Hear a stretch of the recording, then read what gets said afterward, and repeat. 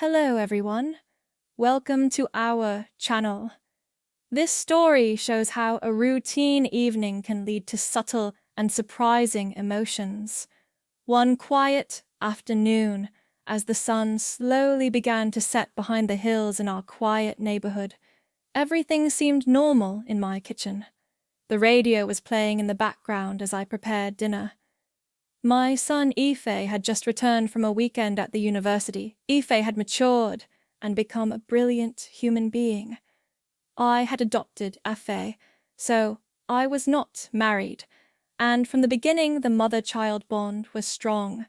Many people had fantasized about Ife, who was so attractive that it had become a household habit.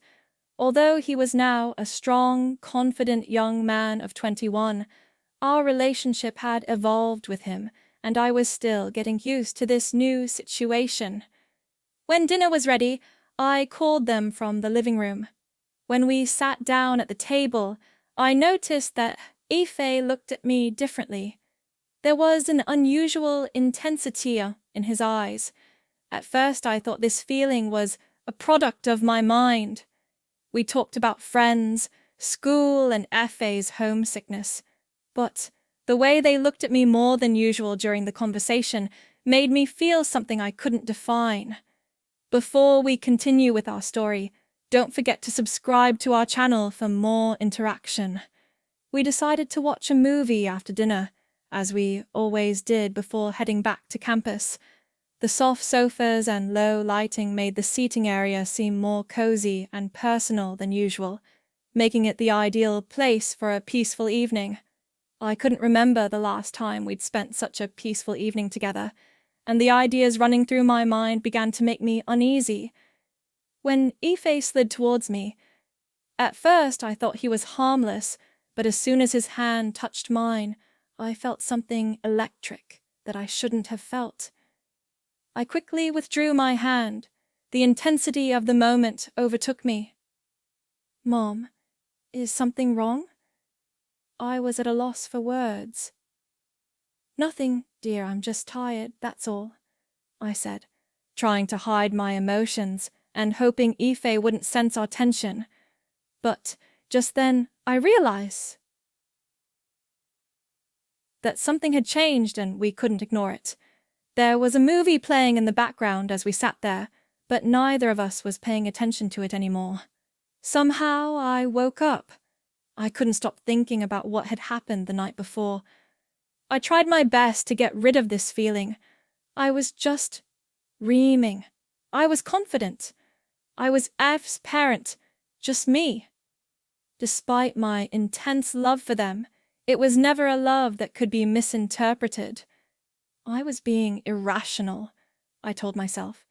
When Ev came downstairs, they were smiling and drinking coffee at the breakfast table, as if nothing had happened. Maybe I had just seen a strange moment, and nothing had really happened. I decided to ignore this thought, at least for now. Afe was not a whig of my needs as a human being, because I had lost my wife.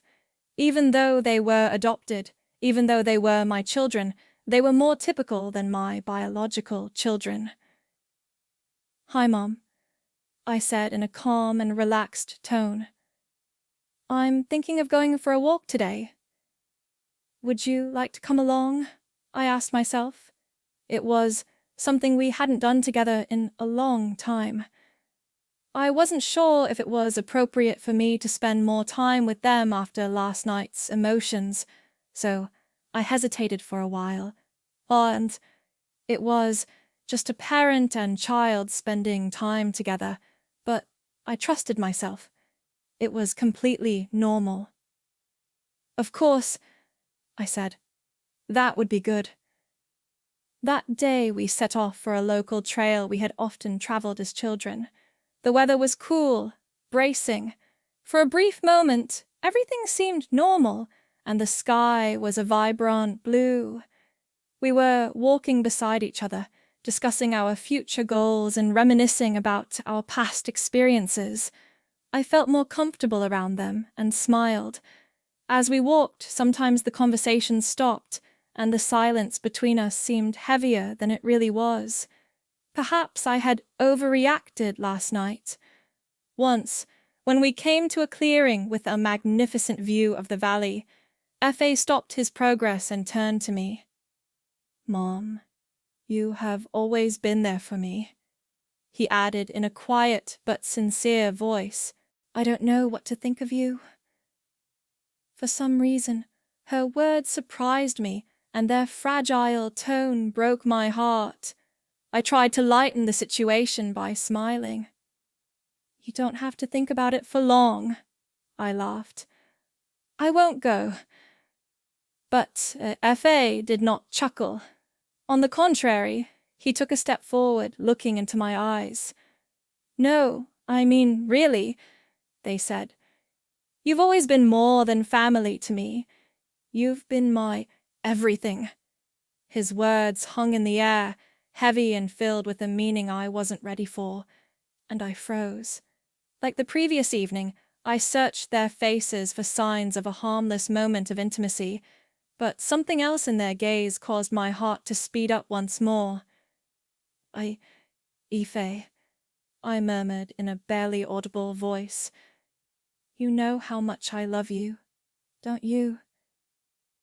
"Of course," they said, taking another step forward. "I love you too. You have no idea how much I adore you." My heart was pounding. A parent and a child shouldn't talk like that. It wasn't right for them to look at each other like that. Even though my body was frozen, my mind was urging me to step back and put some distance between us. "I think we should go back." I was shaking as I replied. "It's getting late." But before I could turn back, Ife gently grasped my hand. Although his touch was harmless, there was something strange about the way he held my hand, the way his thumb caressed my skin, and the way he said "Mom" in a voice I couldn't quite make out. My hand withdrew, and I took a panicked step back, my heart pounding in my chest. "Ife, stop," I shouted in a trembling voice. "That's not what you mean. You are surprising yourself." Their faces were full of pain and confusion as they looked at me. "Mom, I'm not surprised. I understand how I feel." "No," I said, shaking my head. "You are my child." I couldn't finish the sentence. "We can't." The words were too heavy, too dangerous. Ife took a deep breath, his face showing his emotions. "I understand. I understand this is wrong," they continued. "But neither you nor I can control our emotions." My eyes filled with tears as I watched them struggle to pull themselves together. "This can't be happening. This wasn't supposed to happen. We have to stop this before we go any further, before we cross the line," I said. "I'm your parent." "I love you, but not like this," I continued, my voice shaking. "We can't. We can't." The words were a thick, oppressive weight between us. I saw his shoulders slump in defeat, and I could see the anguish in his eyes. I swallowed slowly and forcefully, trying to control the emotions churning inside me. "Okay," I said, but I wasn't sure if that was really the case. "Let's go home." The ride home was overwhelming. There was a lull throughout the day. Neither Ife nor I spoke. The weight of what had been said on the way lay between us. It was as if every second was getting harder and longer. Without taking my eyes off the path, I tried to make sense of what was happening. The words on their lips astonished me. I was stunned by the emotions they were revealing. My entire understanding of the bond between us was completely turned upside down. When they reached home, Ife talked about visiting their room. They went up the stairs before I could stop them. I collapsed on the sofa, feeling goosebumps on my skin from the emotions I had been suppressing since that moment on the path. I had no idea how to interpret all this. They were my little ones, my children, but they had grown up. I began to see that neither of us had anticipated how difficult our relationship would be. The way they looked at me and the way they held my hand a little too long made me doubt that this was just a phase that would eventually end. I thought I had done something wrong, and I felt bad about it. Maybe I had loved them too much and become too close to them. Was that right, though? Children should always be loved and supported by their parents. During the day, I tried to stay away from them and kept myself busy with household chores. By evening, I was emotionally exhausted. I didn't want to face what had happened, even though I knew it was inevitable. Ife and I couldn't go on like this. We couldn't pretend that nothing had happened. That night, I tossed and turned in bed for hours when I heard a knock on my door. My heart was pounding.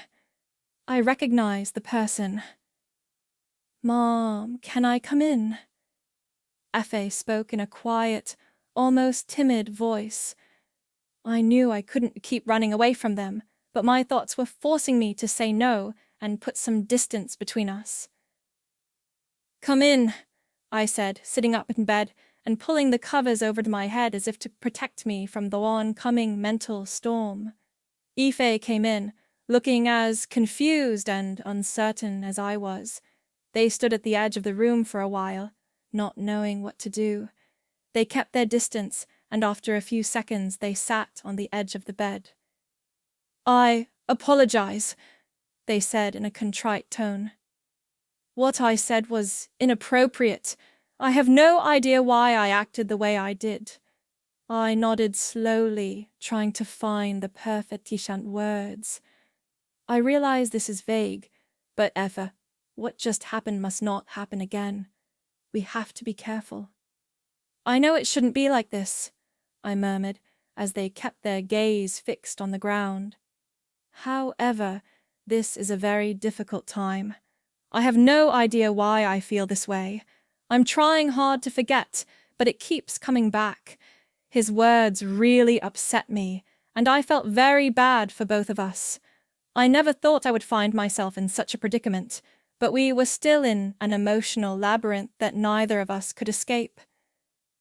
"I am your parent," I said in a gentle but firm tone. "That's all I can be. Don't you realize that?" They nodded, despite the anguish in their eyes as they looked at me. "I know," I said. "I just don't want to lose you." "You won't lose me, but we need to set boundaries, Efe." I tried to reassure them. "This is a dangerous place." There was silence for a while. Although neither of us wanted to fully accept it, we realized that things couldn't go on like this, even if the tension from earlier in the day continued. But we accepted this reality in silence. "Maybe it would be better if you went back to school tomorrow," I added with a smile. "We both need some time to clear our heads." Ife nodded slowly. His eyes were filled with despair. "Yes," they murmured. "Maybe you're right." The next morning, I saw them packing their things. There were so many unresolved emotions in the air between us. I wanted to hug them and reassure them that everything would be all right, but I couldn't. I didn't dare after everything that had happened. When they finally left, the house looked emptier than it had in years. I sat on the sofa looking out of the window, trying to make sense of it all. Even though I knew it was the right thing to do, this relationship that shouldn't have been simple and complicated had become complicated, and none of us knew how to manage it. As the days went by, I made an effort to continue my routine, but nothing seemed the same without Ife. I realized that I was thinking about them more than I wanted to because the house was so quiet. I wanted to think that we would benefit from the distance and that it would give us the time we needed to heal. But in my heart, I knew that nothing would ever be the same. There had been an irreversible change between us. Moreover, I had no idea what the future held. Well, friends, that concludes my confession. We heard an interesting confession in the fascinating confessions section. For more confessions, don't forget to subscribe to our channel and activate the bell notification. See you in the next story. Goodbye.